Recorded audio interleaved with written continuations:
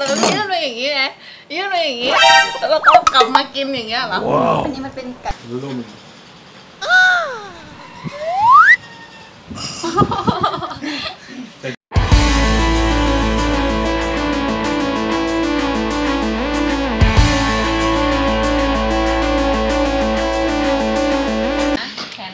แขนยาวๆนะเลยล่ะ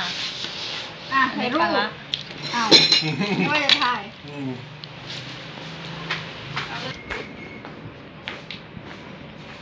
ไม่กินหมูเลยเหรอถ่ายรูปหน่อยถ่ายรูปหน่อยแล้ววิ่งเหรอวิ่งมาพามาทางนี้ขยับมาทางนี้อ่ะอัดวิดีโอเหรอคนนั้นกินหมูด้วยกินหมูด้วยใช่อันนี้นะ6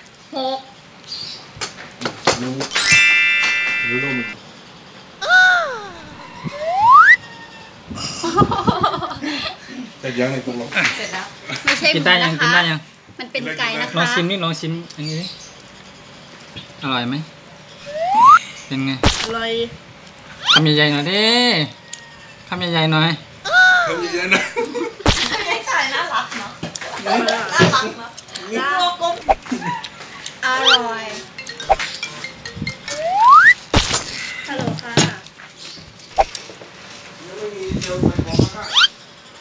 ต้องไปเปิดก่อนชิมส้มดำหน่อยไลฟ์สดวิดีโอทำยังไงกินอะไรกินแค่น้ำเหรอเดี๋ยวจะให้กินอะไรอ่ะเอาคำใหญ่ๆเลยกินหัวกินหางกินกลางตลอดตัวมากินด้วยกันนะคะที่นี่เขาเรียกส้มตำที่นู่นเขาเรียกอะไรไม่รู้ภาษาอีสานเรียกว่าอะไรพี่ตำบักฮุ้งตำบักฮุ้งกินตำบักฮุ้งน้ำกันแน่ไก่ย่างไก่ย่างไก่ย่างก็คือไก่ย่างถือกล้องไปนะส่วนเราไม่เป็นไรได้อยู่คำใหญ่ๆเลยเอาอะไรบ้างคนนั้นก็กินหมูใหญ่เลยไก่นี่นะคะ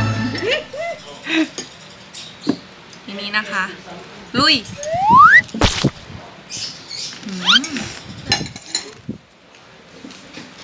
กรอบ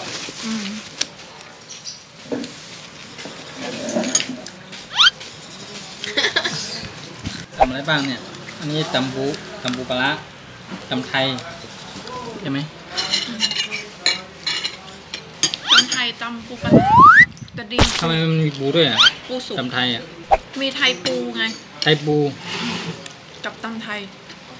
โอ้ยกินได้ยังโรตีอ่ะกินได้ยังเนี่ยเดี๋ยวไว้ก่อนถ้ามันอ้วนเป็นตัวอย่างพี่ชายไปไหนแล้ว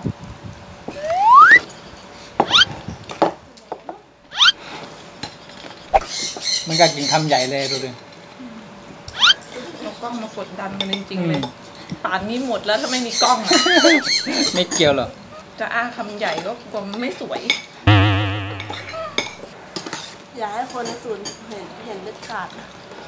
อายเขาโชว์กล้องเลยโชว์กล้องเลยน้ำเหรอไม่จะกินโชว์กล้องนี้